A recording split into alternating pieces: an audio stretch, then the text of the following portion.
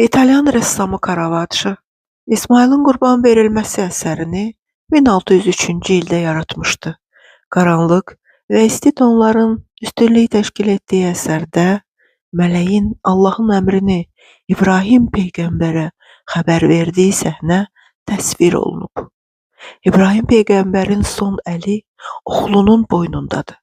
Sağ əlində isə bıçaq var və həmin əli mələk tərəfindən tutulub. Mələk ona əsl qurbana işarə edir. İsmayılın başı üstündə qoç durub. Caravaggio pafoslu rəsmlər çəkmirdi.